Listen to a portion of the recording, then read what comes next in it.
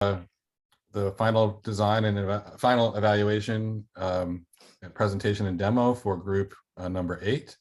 And this is a sponsored project. Dr. Wisniewski, who's part of the committee. I just want to thank the committee again for taking time out of their schedule. This is a busy week for everyone, the last week of summer session.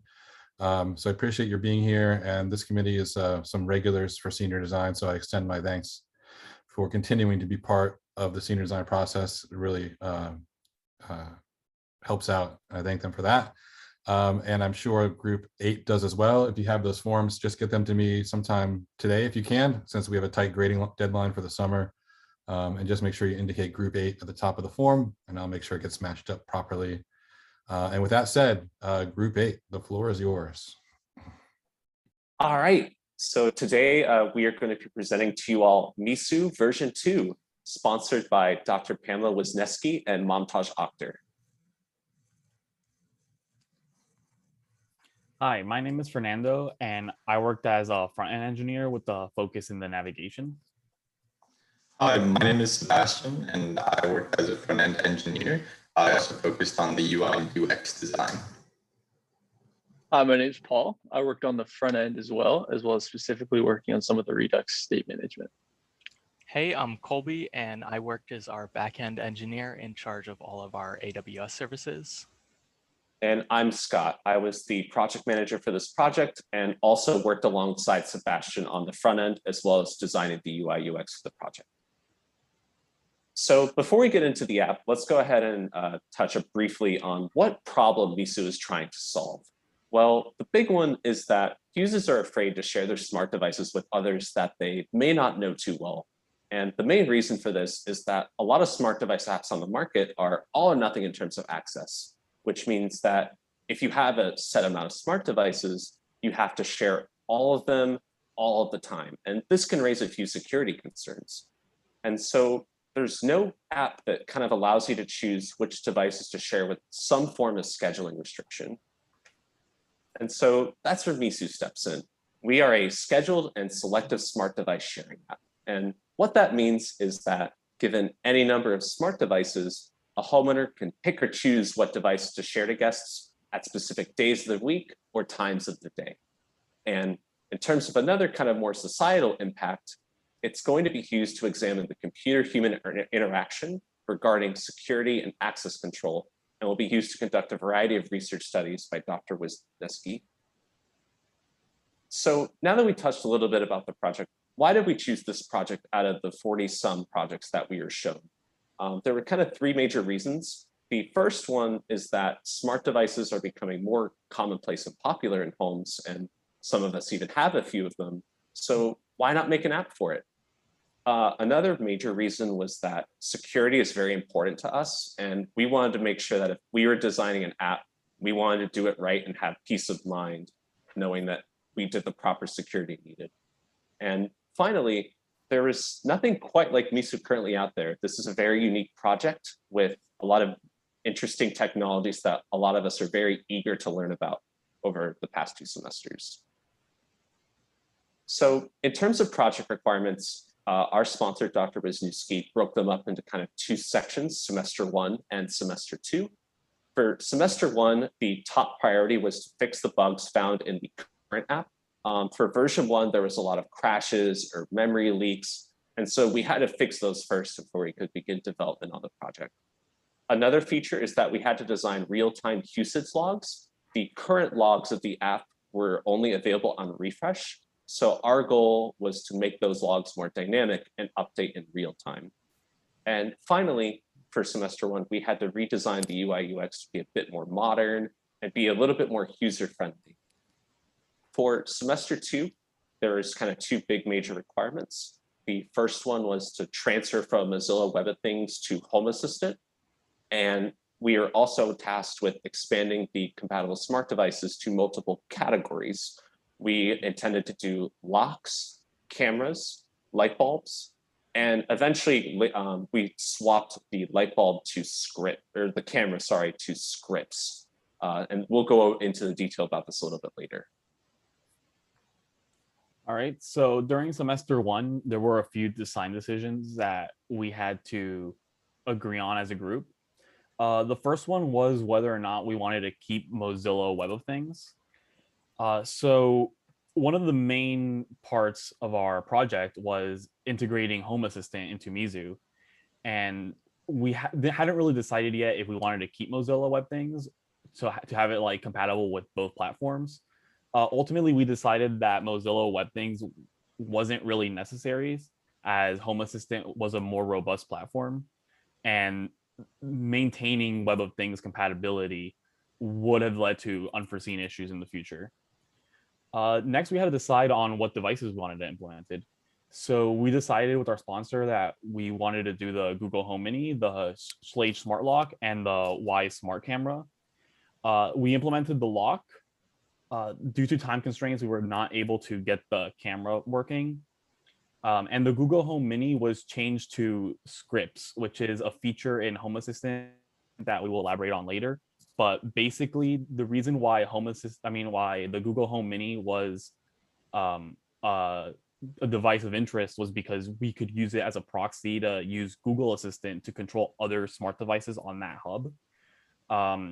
The scripts in Home Assistant essentially serve that same purpose and allow for more functionality and more accuracy.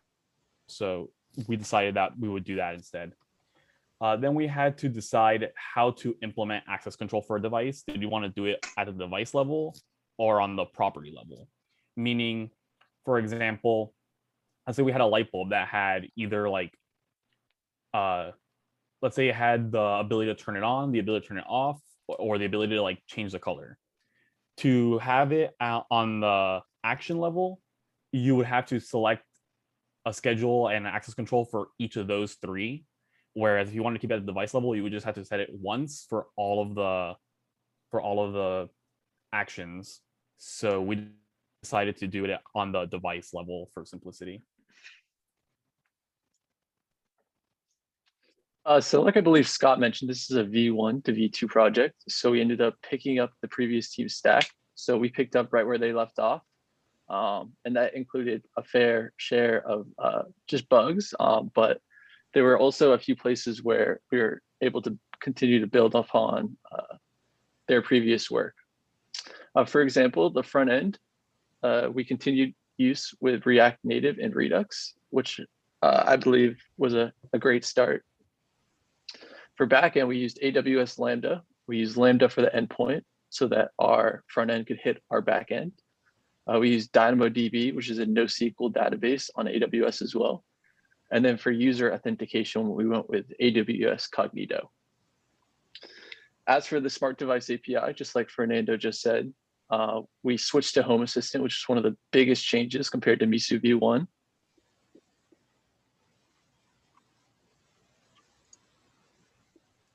As for React Native, the initial V1 code needed lots of updates. It used class-based components instead of functional, which is fine to a certain extent. But they were using lots of class-based components, which were either deprecated or just quite frankly broken. But one of the most major hurdles in semester one was the Expo SDK. They were using SDK 37, which was going to become deprecated after 3 versions, and 41 was just releasing when we picked up the project. So that was kind of one of our biggest hurdles right away that we had to fix as quick as we possibly could. While we were doing this process, we were able to update and redo the entire app navigation on the app in order to suit the completely new user flow that we were going to be implementing in the next semester. All right, so first off about our backend structure. This was inherited from version 1, so we had some limitations. We were in AWS, as mentioned earlier, which meant dealing with access and permissions. Each AWS service is independent of each other, and getting services to communicate with each other requires extra permissions and configuration, which just meant extra work spent getting stuff to work. We were also restricted in the fact that since only 2 of us had AWS accounts, the other group members weren't able to just instantly open up AWS if they needed to read how a certain function was running. So that just meant we had to copy and paste code if people working on the front end needed to see how certain bits in the back end were working. And then this here is our block diagram, and it shows the general architecture of our backend. Starting at our app, we first communicate with Cognito to handle user authorization services, such as login and register. And that gives us an authorization token that we can then use. We keep this token and then make requests to the API gateway. It'll verify it and then pass it off to Lambda, which handles all of the logic for our endpoints. Lambda talks to the database to pull permissions, user tables, all those things, and it can also talk directly to the Home Assistant API. That way we can actually manage and control devices. So all of the requests to use devices need to be sent here. One of our main requirements was converting our app to work with the Home Assistant Smart Device Hub. So this required changes on the back end to what API calls are being made to the new hub, as they're structured differently from the Mozilla Web of Things. The main reason we wanted this conversion is that Mozilla had less support for features, and Home Assistant was open source and was constantly being worked on. This transition, however, came with some unexpected issues, as we discovered that the external access for Home Assistant is not natively supported and requires the use of a subscription service, or it requires the user to set up some form of port forwarding. That way, their client running Home Assistant inside of their local network can actually be reached from our AWS backend. This was unexpected because the external access for the Mozilla Web of Things was actually just provided for free by the Mozilla team, and they just handled everything with like a couple clicks, so it didn't really require any work to set up. And because of that, we overlooked in the process that it might end up being different for the Home Assistant hub. But for the purposes of our development, we ended up using the Nabu-Casa service, as it handles all of the connections automatically and just gives us a URL that we can just straight up connect to and proceed using. Okay, now to talk about scripts, these are a powerful tool available on Home Assistant that allows for complex sets of actions to be set up, and then they can be run with just a single button press.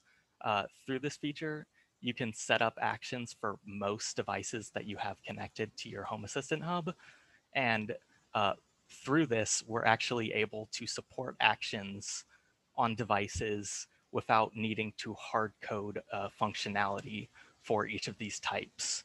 So even though you can create very complex sets of actions, it's actually very easy to create scripts just to run like a single action on a device. For example, just turning on a set of lights can be configured with just a couple clicks. And that way we can actually provide support beyond just the ones that we hard-coded support for. And then another big feature is setting up and fixing the access control functionality for our app.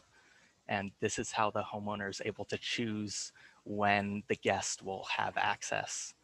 We have 4 general types: all or nothing, which means that they either have no access or permanent access with no scheduling restrictions; schedule-based, which means that the guest can only use the device in between the start date and end date, and start time and end time.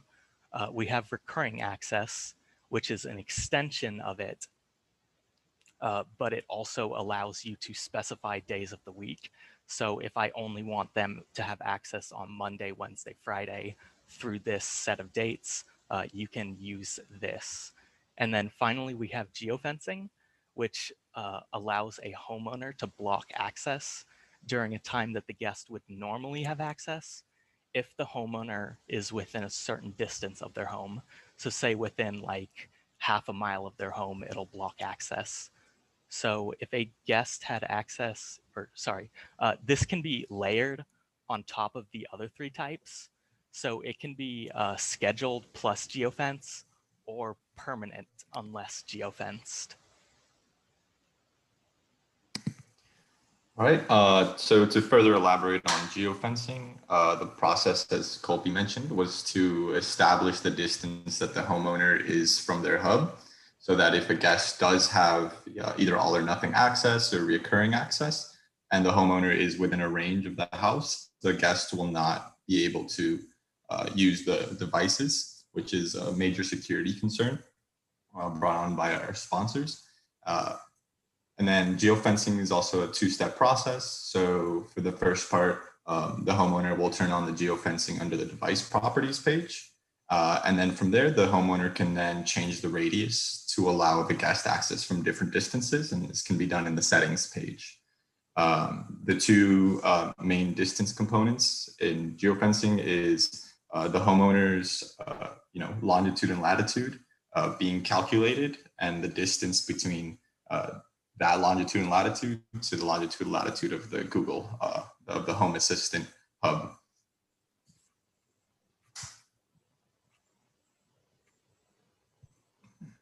So we primarily use React navigation to transition between pages.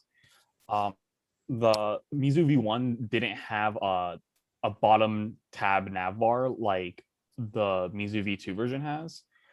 We decided on that navbar because it is intuitive and a user knows exactly what they need to press to view the information that they did, and it seems to work pretty well for our purposes. We also split the app into two different views, a homeowner side and a guest side, because depending on whether or not you're a homeowner and you want to share devices, or whether or not you're a guest and you want to access someone's hub and use their devices, the view and the navigation will be different, as there is different information to display and different uses that a user of the app would need for. Now moving forward with the design of the entire project. As mentioned several times, we did inherit version 1 of this project, which, as you can see on the left-hand side, is being displayed. There we have the home page of the original MiSu app, where it's a lot of kind of just light washed, and there's a lot of text. There's not a lot of icons. If it was given to a user, the user would kind of be confused as to, maneuvering the app by themselves. Some of the buttons don't take you to where you expect to be taken. Some buttons are there that you didn't even realize were buttons. And so a major part of Senior Design 1 was design, which we started running from the first week, just meeting with our sponsors and trying to understand exactly what their vision for the app was, exactly how they wanted the flow to work. And so with several iterations, we came up with version 1.5, which definitely has an increase in icons, a little bit more color. The buttons are a little more easier to read. Fernando was able to implement the navigation. So we had a really nice clean design there. So then with further iteration, further talking with our sponsor, we ended up with our version 2.0, which ultimately we agreed upon and ended up taking to development. On there, we have a very clean homepage. Giving this app to anybody, it would be very easy to just follow it and take to where they need to go. It's very icon heavy. There's not a lot of text that would confuse the user. Buttons take you to where you think. It's very, very clean design. And from there, well, to start off with the login and register screen, why try and reinvent the wheel, right? It's very simple in terms of allowing the user to sign in with their created account. The user can then also create accounts. It's a single page instead of having to take them through multiple processes. It's just a one-page sign up where the user can include that they're either a guest or a homeowner, insert the information needed, and create an account. We also have the confirmation code if the user for the user to verify the email, and if they already have an account, can go back without being too intrusive and keeping the clean feel throughout the app. All right, and then for the homeowner, guest, and device screens, this is basically the main interface that a homeowner and a guest will be, the homeowner will be using. So basically, as soon as they log in, they're greeted with the Your Guests page where they can add a guest, they can look at the devices that a guest have if they're looking at the Your Guest side, which allows the homeowner to give a nice bird's eye view of what exactly that guest has access to. So you could see all the different devices they have, and if I'd like, I can add a device. However, if I also want to see the other side of the coin, maybe see the devices I have to my smart hub, and then see the guests that are attached to devices, we allow that as well. So the homeowner can go to the devices page where they see all their devices, and under the dropdown, they see all the guests attached to them. And from there, they can add a guest. So from there, giving the homeowner kind of two sides, allowing for a much cleaner UX. So this is the homeowner device property screen. This is where homeowners are able to set up a specific property base for a specific guest. They're able to set geofencing on this page, as well as making the available actions of the specific device available to them. We also give homeowners the access to revoke access on this page, as well as scattering it in a couple other places on the app, just to make it as user-friendly as we possibly could.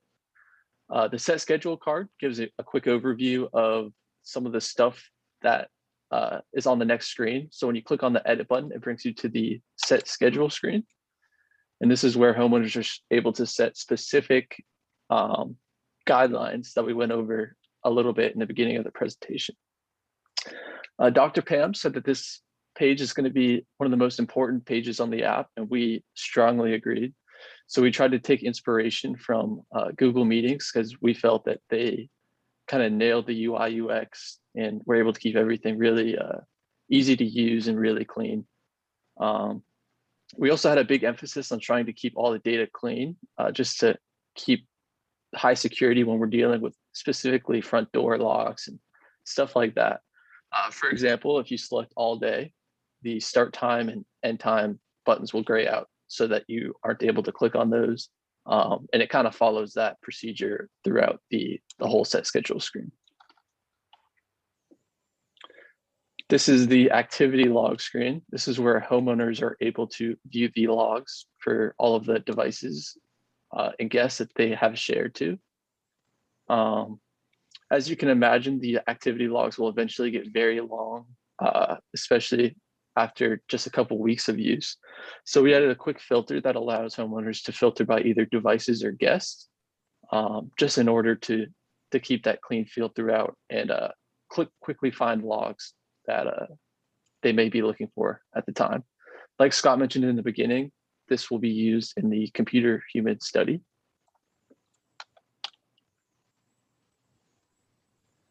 This is the homeowner profile screen. This just provides really quick basic summary of some of the user information as well as the hub information. We give users the access to modify their geofencing radius on this page, or they can even modify their role.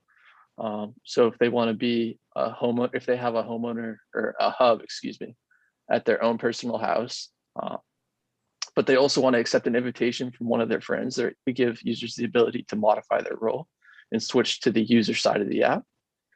We also give users the ability to disconnect from their current hub, as well as another remove guest button here in case they want to remove any of their current guests from the hub.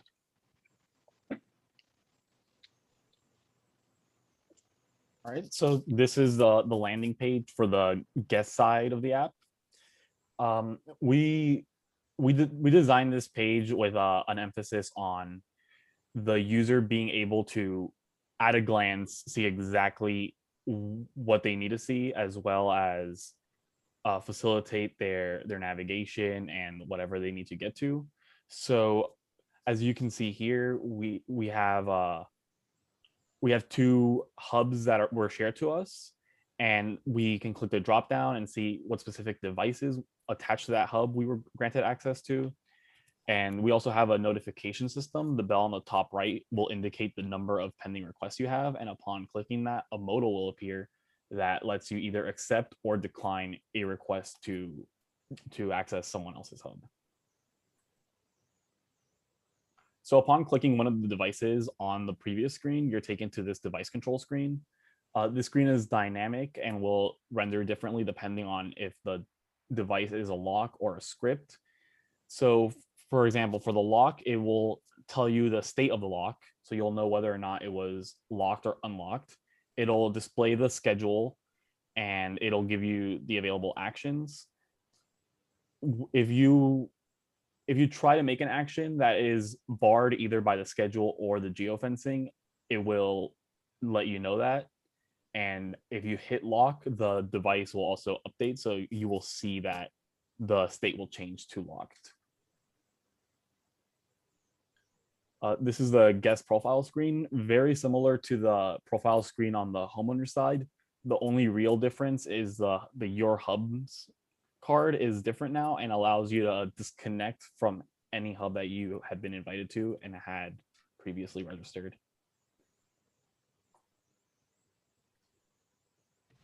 All right, so this here shows our budget, which was inherited from the version 1 team. Most of the entries here are for smart devices, which were used in order to test and develop the functionality of our app. And then we have the monthly cost of the combined AWS services. This includes Lambda, Cognito, DynamoDB, and API Gateway. And these costs have averaged to about $9 a month based on our activity. As for lessons learned, we've learned that understanding an older team's code base is definitely a time-consuming process. Just more than trying to understand, trying to dissect it and add on to it can be very tricky in some circumstances.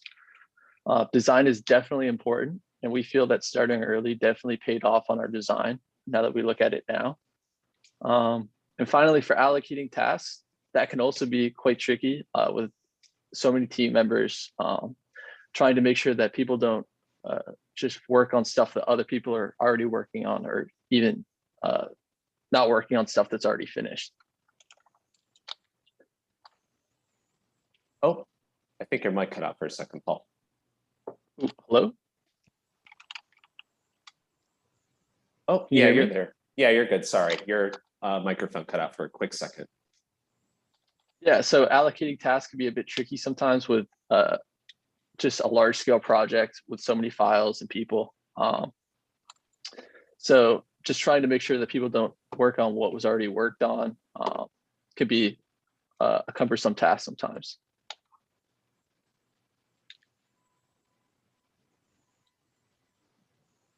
And now for the demo, I believe Colby and Scott and Fernando will be showing you the demo.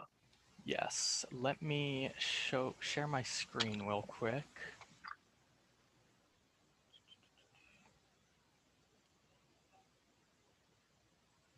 Okay, you should be able to see, this is the landing page of Home Assistant. I'm just gonna briefly show what Home Assistant looks like for the homeowner, just to help understand how it's working in terms of our app. You can see that there's quite a few cards on this landing page, but the ones we're most worried about, or we're most interested in, is this light card, which is the light bulb we're showing off, and then this lock, which is the lock we're showing off. And then you can also see a card containing all the scripts that the homeowner has currently set up. I can also show you how, if you wanted to make a new script to access a different device, you could simply go down to configuration, and then you'd have to just click scripts from this list. And then for a new script, all you have to do is create a name for it. And our naming convention is essentially name it as the action you're having the script perform, because this is what the guest will see. The name is what they'll see. but then you simply can just choose a device to aim at from the list of all devices, and then you can pick the action you want the device to perform. And you can create like complex scripts, but just for like simplicity's sake, we're going to be running with this script, which is to just turn off the bulb. You can see it's targeting the light bulb, and then the action is just turn off light bulb. We're going to be showing off this one and also the turn on. So now to pass it off for the app, let me stop sharing. All right, so I'll be go ahead and walking all of you through the process of what a homeowner would do for MiSu. So let me go ahead and share my phone really quick. All right. So here, as we mentioned, is the login screen for MiSu, where I'll go ahead and log in as an already established homeowner here. Go ahead and move this up really quick.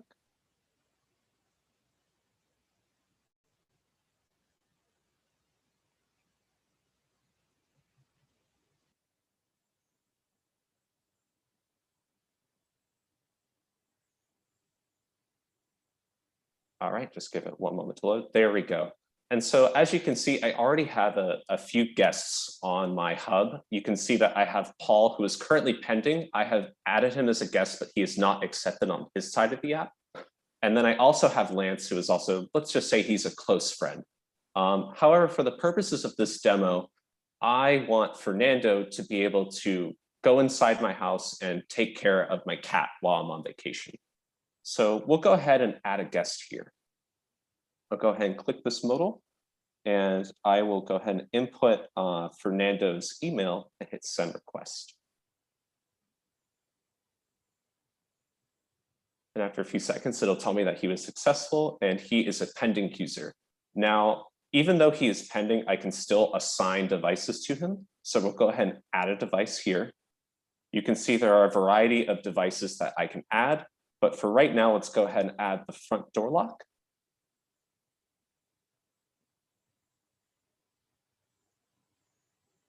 Which will now showcase on devices. And we'll go ahead and add the light bulbs too, because once he goes into my house, he'll probably need to turn on the light bulb as well.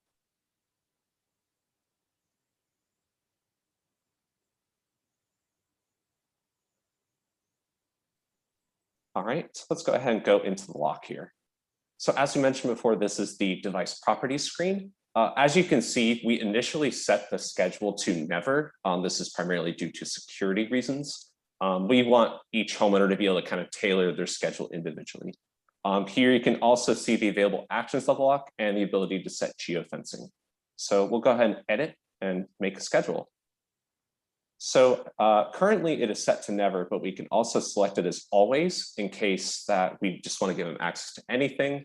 However, since this is my front door lock, I want to make it a bit more specific. So we're going to set a schedule. So I'll go ahead and click this weekly button, which will show the days of the week. And for the purpose of this demo, let's say I'm on vacation for Tuesday and Wednesday. I'm going to be gone from, let's say, 9 a.m. to 5 a.m. So I'll go ahead and set the time here. And then I'll go ahead and set an end time at 5 p.m. here. And I'm going to be gone for, let's say, August 3rd today from August 5th. And so once all that is done, I can go ahead and click save. And the app will take me back to the screen. And you can see here that the schedule is in place and shows what time that Fernando has access to. Now, for the other devices for turning on a light bulb, I don't really mind as much. It's perfectly fine if Fernando is able to turn on the light bulb. So I'll go ahead and just click always. You can see all the actions are grayed out, indicating that they cannot use that. And I'll go ahead and click save. This again will showcase and reflect into the screen. And I'll go ahead and do the same thing for turning off the light bulb as well. All right, so now we'll go ahead and go to the devices screen of the app, just to showcase how it would work. You can see here that it showcases any device that is currently being used by the guest. And if I click, it will show you each of the active guests as well as the last action that has been performed on that action, or on that device, sorry. We also have the logs as well. You can see here, it will showcase a different icon depending whether they use a specific command or script or a specific device. You can see here that Lance has been using a variety of devices. And if I wanted to filter by these devices, I can also filter by devices and guests. So if I wanted to filter by any of these specific devices, I could. And similarly, I could do the same for the guests. And finally, I'll go ahead and showcase again the profile page. Here, if I wanted to disconnect from my hub, I could go ahead and do so here. That would also remove all of your guests and all of your access. And I can also tailor it to be each individual guest that I can remove as well. We can also showcase the geofencing radius. I currently have it set at 5 miles, but I can go ahead and change that to be anywhere from 1 mile to 5. And I can also modify my role if I wanted to switch to a guest, as we mentioned in the PowerPoint. So now that I've shown all of these devices to, now that I've assigned all these devices to Fernando, I'll go ahead and pass it to Fernando so he can showcase the guest side of the app. All right, I'm gonna share my screen.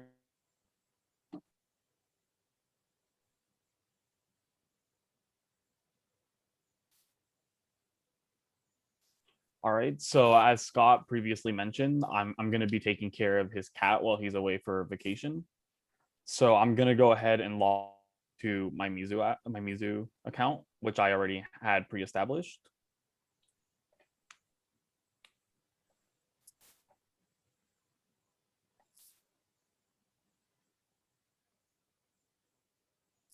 So upon logging in, this is the guest side of the app. We see that Paul has shared his hub with us, and this is a hub that I have had access to prior. But we also have a notification up here, so we can see that Scott has a pending request right now. So let's go ahead and accept that. All right, and now we can hit the drop down and see what devices or scripts Scott has shared with us exactly. So I'm gonna go to his house and I need to unlock his front door. So I go outside his door and I can tell that the front door is locked and that I am within the schedule indicated. So I'm gonna go ahead and press the unlock button.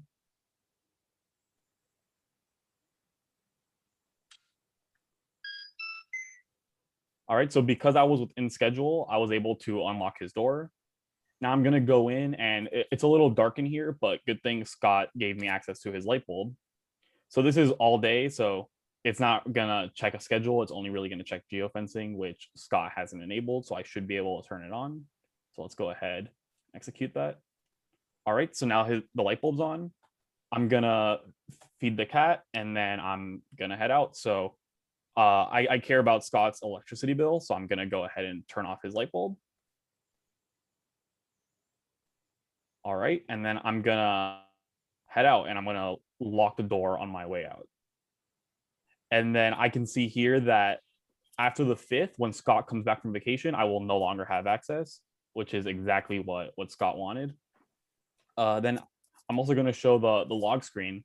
The logs that are shown on the guest side differ from the logs that are shown on the homeowner side because the information that is of interest is different. So for the guest side, we see things like whether or not we accepted an invitation, anytime access, anytime schedules have been changed, anytime we've been invited, things like that.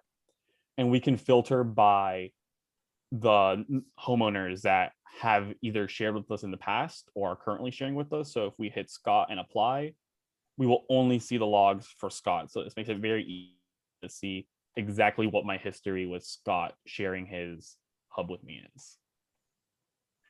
And that concludes the guest portion of the demo. All right, so before we end the demo, I'm going to go ahead and showcase and share my screen one more time. I would like to showcase, and we already had an established homeowner, so I want to show what a new homeowner would have to do in order to go through this process. So I'll go ahead and share my screen, log into the app real quick.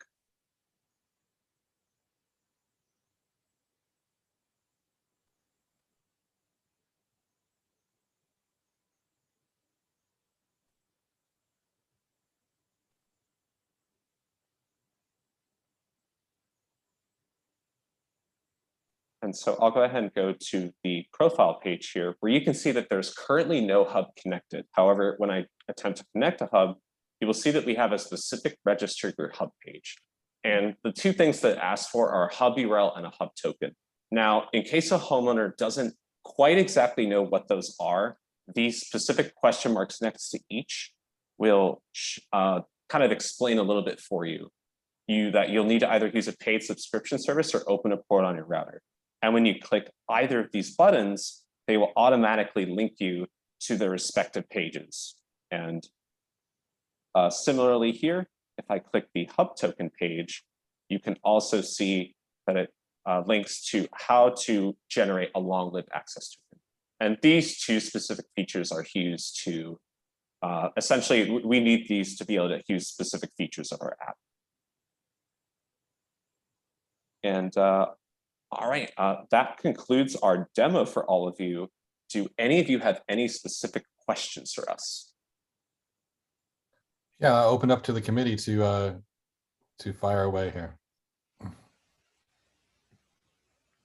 I'll go ahead and let Greg and Yao go first with their questions since they're the external committee members. I only had one. It's sort of a cosmetic thing. I think it's, I'm not sure.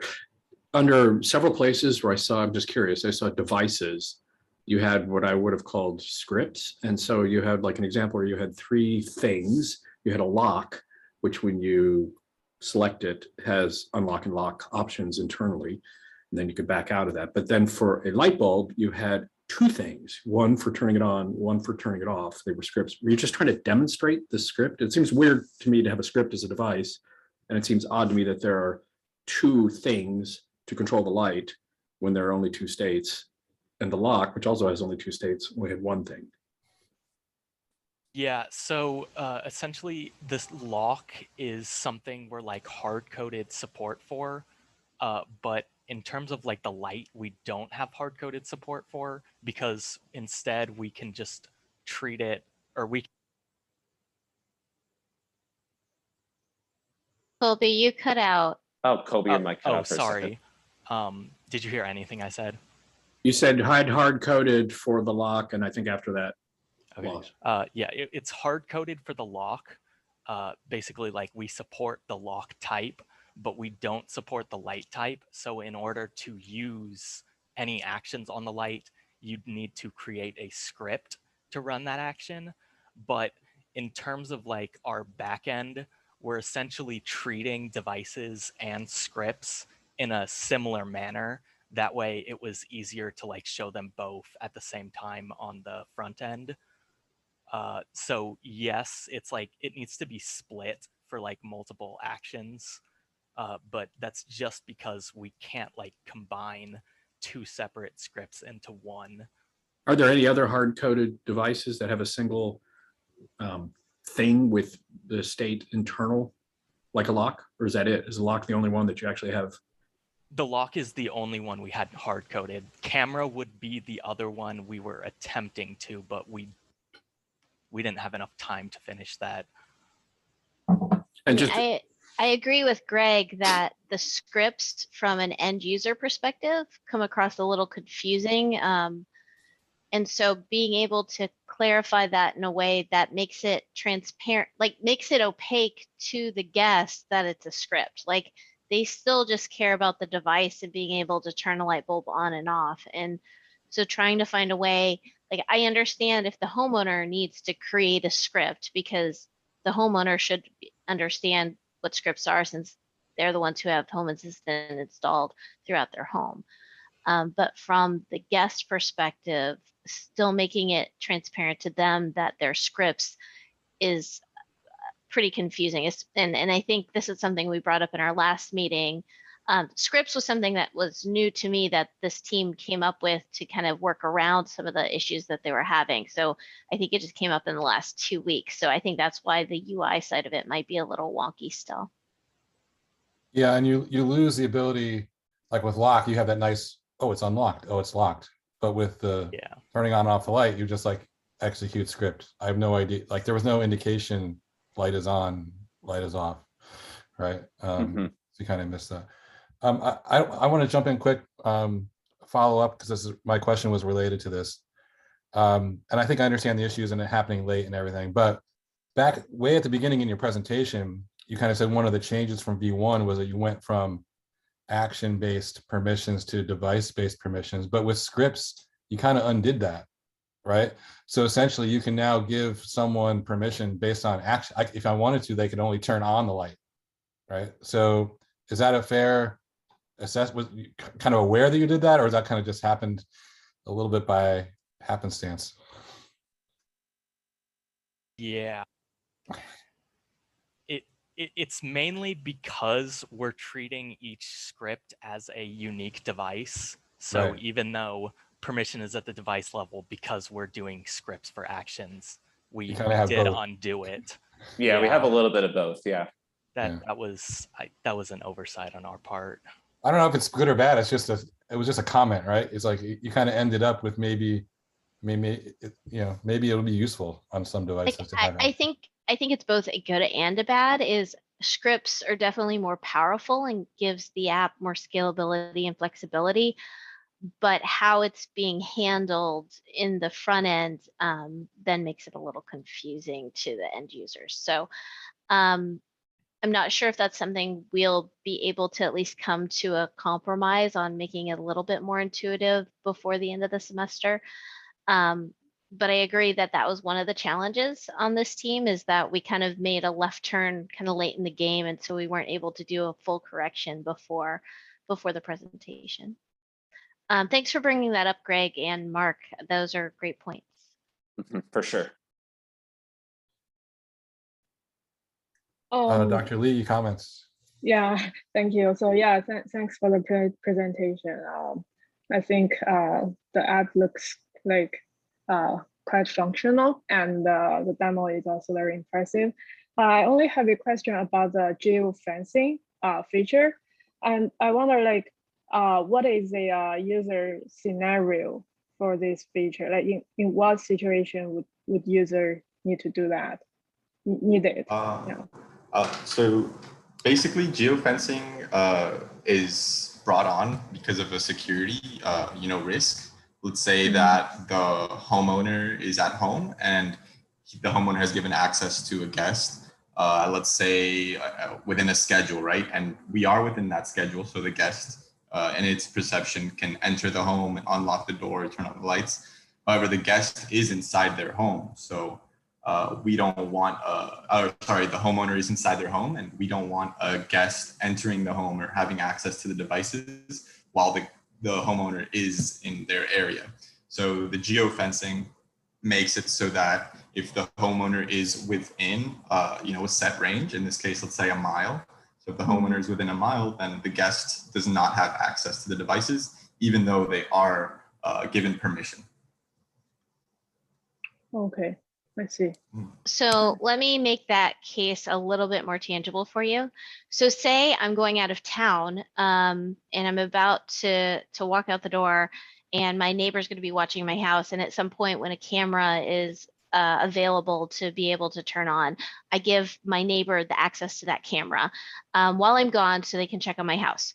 Well, I realize, oh, I'm running late and I need to take a shower, and I'm walking through my living room naked because, oh, I have to hurry up and I'm running late for my flight.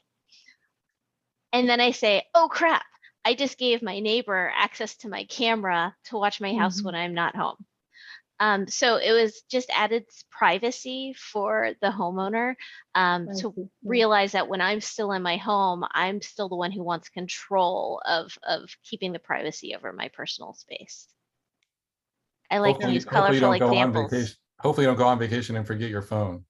Then they can't feed your cat. That's true. That's true. Yeah, because it's tied to your phone. But you know that I get off that plane and go home if I left my phone, because it's like an extension of my body. Okay. Yeah. Thanks for the clarification. Yeah. All right. Greg, Yao, do you have any other questions?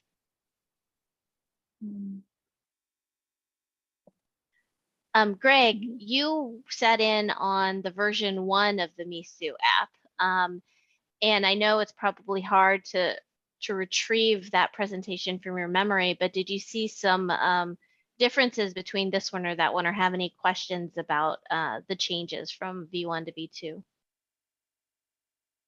I'm thinking, yeah, I can't really remember the differences. It's difficult for me, but a general sense I have is that I like this. So I wanted to it's not a question. I wanted to compliment you guys. It's nicely done. At least I don't know exactly how much work was involved. It's hard to make a judgment when you pick up something. I get it. There's a huge cost to picking up anybody else's code and looking at it. That is no fun. But generally, I felt like this feels more, how can I put this, less like there's less friction. It feels smoother. It feels just all around. It's sort of an aesthetic, less tangible thing, but I'm not using it, but watching you use it, watching the interface, looking at, listening to you, except with the exception being the script device thing, which I found very strange. But that's something that I understand there's a reason for it. And, in the future that would be done differently if you had that other access. But overall, I like this. It looks like something that would be usable in a low friction way for a better, I don't know, have a better way to put it. Yeah, I think nice they did a good job improving the UI design and the user experience flow between the screens of the app. I think that's what you're maybe picking up on, is this team focused more on the design side. And just to answer from the development side, they switched all of the API endpoints from the Mozilla Web of Things hub to Home Assistant. So that was a significant change there. Yeah.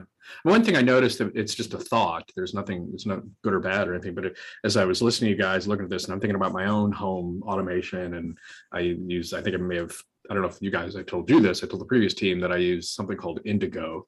It's a Mac-based indigodomo.net. It's a Mac-based software, very powerful. It's not for the neophytes. It's like uses Insteon, Z-Wave, Zig, you name it. It's like virtually everything. But it is, you can do Python scripts, you could do simple things. It's very tech oriented, so it's not as user friendly. But I was thinking during your presentation, I guess it's a struggle to.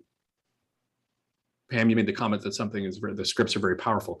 The struggle, and this is a UI thing, so Pam would know more about this than I would, but it's like the things that are very powerful often end up seeming to have technical names and being sort of techie in their access, whereas many homeowners might just want something simple, and they may not call it a script or something like that. I don't know if I understand that may be the language in the Google or whoever's domain, but other people might not think of these as with these sort of technically the heritage of these names, or the what's the word, the etymology, the origins of a lot of these words are very technical, not overly technical, but it just struck me that's a struggle. Yeah, that was kind of an issue that happened, is when we implemented the scripts, we were focusing on scalability, because with the scripts you can keep on scaling up and there's really no limit on the amount of devices. But then to show it correctly on the front end for the guest side just became, just like you said, a little bit complicated to distinguish between the two without keeping it too techy, just allowing them to use the device in the way that they need to. And it may be obvious. The other thing I was thinking is, from a guest standpoint, can you think of real practical examples where the guests would really need to use much of that interface aside from getting in the house? I mean, if someone comes to look at my cat, they're going to go to the wall and flip the light switch. At least I don't know that anybody's going to pull out their phone, try to find the interface for that light and turn it on. They're just going to walk over there, turn it on. Right. Like the light bulb was more of a proof of concept. The main devices that we cared about were the home lock, the Ring doorbell, and the webcam, and the smart home mini. Unfortunately, we didn't quite get all that functionality hooked up. So for instance, a smart home mini, I was hoping that they could do voice commands, or at least some kind of commands to be able to then control other devices in the home, such as asking the smart home mini to start Roomba or something like that. So I think some of the end goals of the ways that the devices should work, and the ones that we cared about most, weren't quite realized. Gotcha. And I think also from experience, I don't know, this is a future thing maybe, and I know you have this sort of in the logs, but as a homeowner who sometimes gives other people access while I'm away, it's nice to know when they're accessing. And sometimes I like to know it in the moment, because it's like, and I actually have my stuff set up, so I get a text message or something saying someone's opened the door. So then I can call them and say, hey, while you're there, could you do this or that or something like that? And just kind of, I know when they arrive. If it's a pet sitter, not a friend, and you're paying them, you kind of want to know that they actually showed up and they stayed for more than 30 seconds and went and did something else.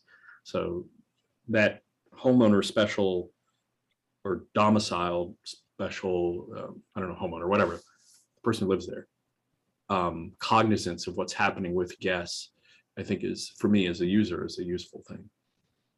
I think that's a great idea, Greg. I think for V3, the real-time notifications for the homeowner should definitely be something we implement. I think for this iteration, I think getting the scripts versus the devices and being able to like figure out the native functionality by device versus like the scripts in a way that makes sense is probably the biggest priority. What do you think? Is there a V3 in the fall, Pam? I'm talking to Momtaj about that Okay. because she would be the one who'd help me manage it. If you need projects, I got projects. I have at least 2 other senior design projects that we're pitching. So Okay, we'll talk about that because that answer is, of course, yes, that I need to. okay, yeah. In fact, I need to jump. People can stay on actually if there's more discussion, but I got to jump to a 12 o'clock senior design demo. I just want to say, this is group 8 again for the faculty evaluation forms. Please put group 8. Send me those forms when you can, committee members. And good job, team. If I was in person on different times, I would. I don't know if shaking hands is out forever now, but We do jazz hands now. maybe an elbow bump or something. Jazz hand, yeah. Good job, group 8. I'd like to stay on for just a few more minutes so we can hear from Jason and Montage, but it'll still be in the recording if you want to pick it up later, Mark. Okay, great. Thanks, everyone. I have to hop also, like Mark. Bye, Mark. Okay, no problem, Greg. Thank you both for your time. I've got the form. I'll get to it today sometime. Thanks, guys. Very nice. Nice job. Thank you. Thank you. Yeah. All right. So just to, I wanted to check with Montage. Montage, are you still here? Yeah. So where are things with testing the app? Honestly, I couldn't actually test the functionalities yet because most of the functionalities were developed like very recently, and that is why I couldn't test it yet. So Scott said that he's going to send me the APK, latest APK today, and I can be able to test today. I have time for that. So Okay. after that, I can tell you like how, if these the functionalities in the demo they presented, it seemed like everything is working great. So I just need to double check that from my end. She's being really nice and saying that she doesn't want to say anything mean, but she hasn't gotten it to work for her yet, and she doesn't know why. So can somebody be the point person to walking Montage through it so she can test the functionality? Yes, I can certainly do that. Okay, awesome. So that's really important because she needs to be able to see it actually work, because I know that sometimes there's smoke and mirrors when you do a demo. So we just need to make sure we're testing it end to end and that it's not throwing fatal errors. Fair? Yep. Yeah. Yeah. It definitely works. And I just want to tell all of you, like, you did a really good job. And I know that you took like a left turn and did a Hail Mary with the scripts like in the 24th hour. And so like, I appreciate that cognitive flexibility of trying to make things work. But I do agree that we need to like think a little bit more strategically of how to make that not so confusing. Because even just like a third party person like Dr. Welsh came in and was just like, wait a minute, what just happened here? So maybe if you could put your heads together, and I'm okay with you just fixing this problem for the guest view. Okay. So like, it might even just be some language changes. Like, I really don't like anything with a guest being execute, or even like calling something a script. And And so maybe thinking about some way to make that a little bit more cohesive. Speaking about that, do Mhm. you have that word? Like, we weren't exactly sure what word to use, like that execute word. We were thinking like run, do it. We didn't exactly know like what word to use there. Do you have any Well, particular I mean, like, advice for us? try to make it as analogous to the door lock, which is the native functionality, which is lock or unlock, right? But I Yeah. mean, Yeah, but that the makes thing is, sense. since it's a script, I don't know how you would do that dynamically. So Jason, this might be a place where you could help me by jumping in and Yeah, it might be. maybe. No, I mean, I like, because what Home Assistant uses, for example, is run, which makes sense when you're talking about a script, but it definitely doesn't fit with this. I mean, you know, that it's both of the power of using scripts and also the problem with using something that works for many different things is that there's not one verb that is going to fit here across all of them. I was actually, the question that I had stored up was what, a light in a lot of ways is like a lock or any other sort of, binary, binary state device. And so I guess I'm sort of wondering what the limitation is here. My sort of like professor brain hunch is that it's pretty easy to just, whatever the type is, if it behaves similarly, if it's got a binary state, then it should be easy to extend functionality. So I guess my question that I'm sort of backing up into here is how do you extend to an additional type? Are there fundamental limitations that will make it hard to do that, or is it really like a question of adding a file with a short 2-line definition that says no, a light is just like a lock, but we give it a different name? Yeah, in the case of light and other things that just have like binary options, it is as simple as just like renaming a couple things and then it's essentially good to go. We could have hard coded support for the light. It's just that it was we were able to like run it through scripts and like we hadn't thought about hard coding the light in advance because the light was mainly just for like demoing purposes anyway. So like having it run through scripts seems like it would be easier that way. But in terms of like supporting things like lights or say wall switches, like those would be very simple to implement. But when you go to things like cameras and like those things, there's a lot more going on. So you can't just Right. extend as easily. So that's specifically because like there's a video feed, for example, and so Yeah. the concept We of had a issue with lock doesn't extend the to a video RSTP feed. Yeah, that's why Extending the we RSTP struggle feed. to implement it, because like we're dealing with video feed, not just binary states. Yeah, that makes sense.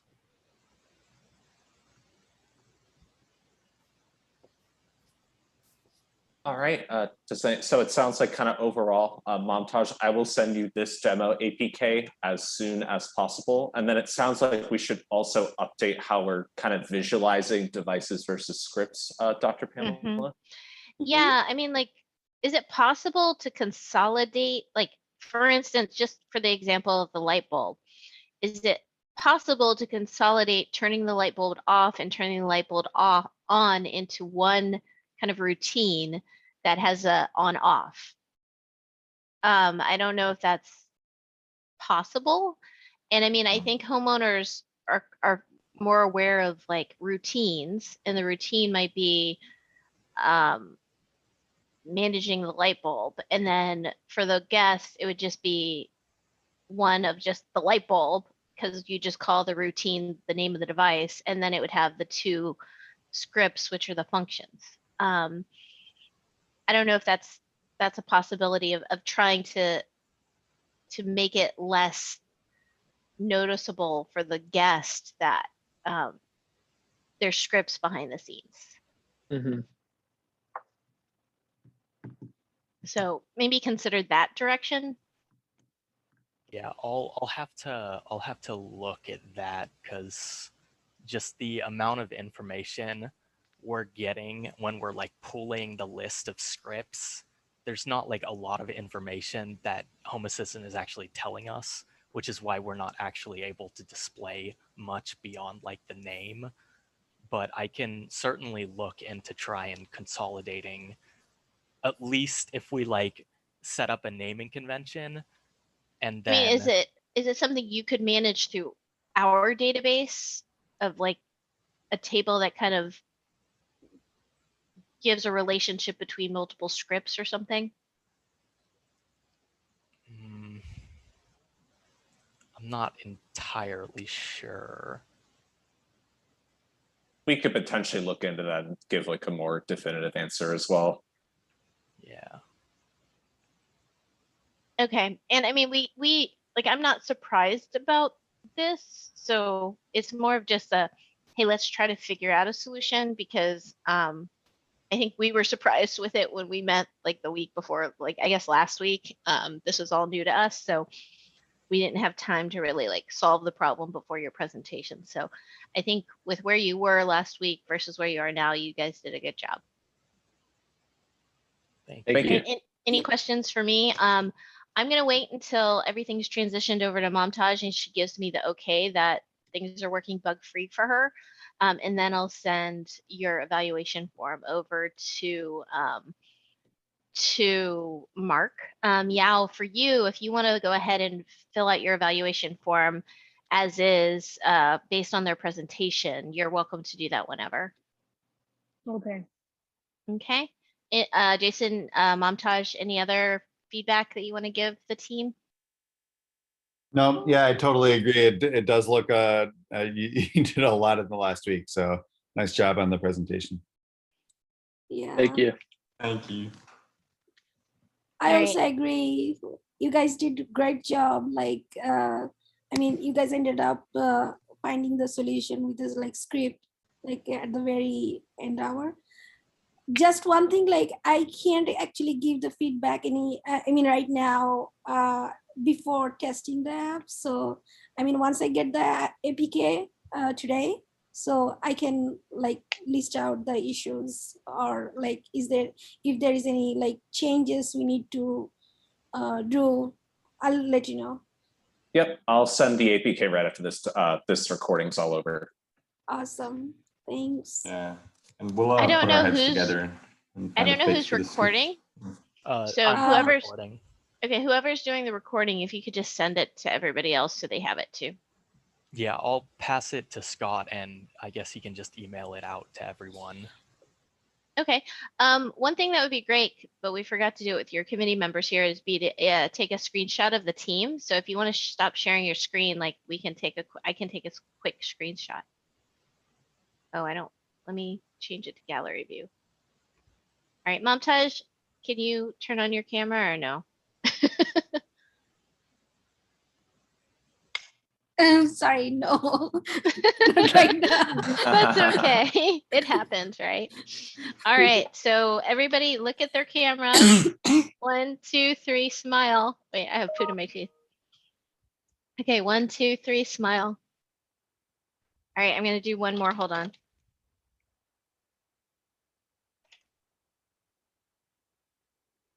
Okay.